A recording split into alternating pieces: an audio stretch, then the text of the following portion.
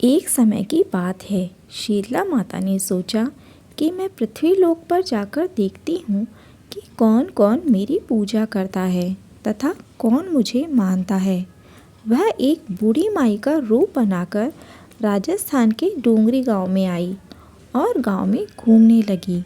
उसी समय एक मकान के ऊपर से किसी ने चावल का गर्म पानी डाला, जिससे शीतला माता का पूरा शरीर जल गया। उनके पूरे शरीर में फफोले पड़ गए। वह इधर उधर मदद के लिए पुकारती रही कि मेरा शरीर जल रहा है, कोई मेरी मदद करो, पर किसी ने उनकी मदद नहीं की।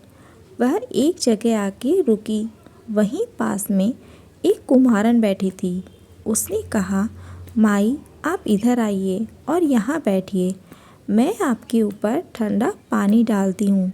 कुम्हारन ने माई को एक जगह बिठाया और माई के ऊपर करवे का ठंडा पानी डाला, जिससे बुढ़िया को थोड़ा दर्द में आराम आया।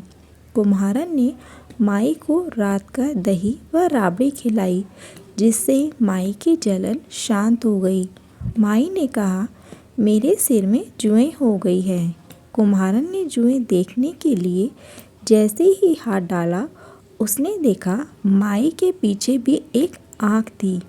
कुम्हारन डर के भागने लगी।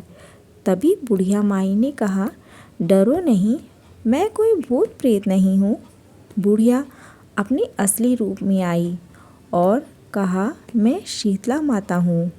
माता के असली रूप को देख कुम्हारन रोने लगी। माता ने कहा, क्यों रो रही हो? कुम्हारन बोली, माता मेरे पूरे घर में तो गंदगी और दरिद्रता फैली हुई है।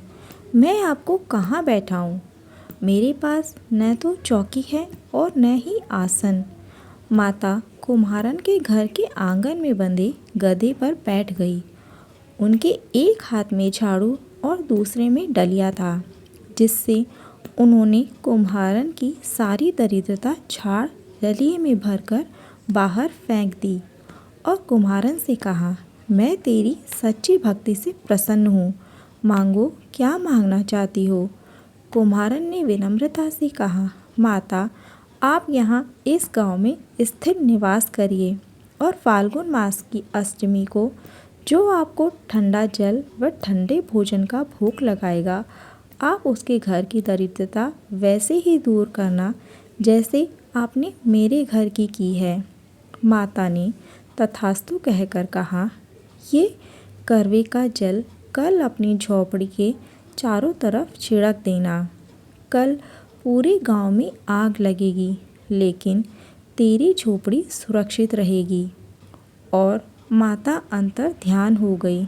दूसरे दिन पूरे गांव में आग लगी, लेकिन कुम्हारन की झोपड़ी सुरक्षित रही। राजा ने कुम्हारन की झोपड़ी कैसे सुरक्षित रही, इस बात का पता लगाने के लिए कुम्हारन को बुलवाया। कुम्हारन ने शीतला माता की सारी बात राजा को बताई। तब राजा ने नगर में ऐलान करवाया कि फाल्गुन मास की अष्टमी के दिन किसी के घर में चूल्हा नहीं जलेगा। सब माता को ठंडे भोजन का भोग लगाएंगे। जैसे माता ने कुम्हारन पर दया की, वैसी सब पर करना। कहानी कहने वाले, सुनने वाले और हुकारा भरने वाले पर कृपा करना। शीतला माता की जय।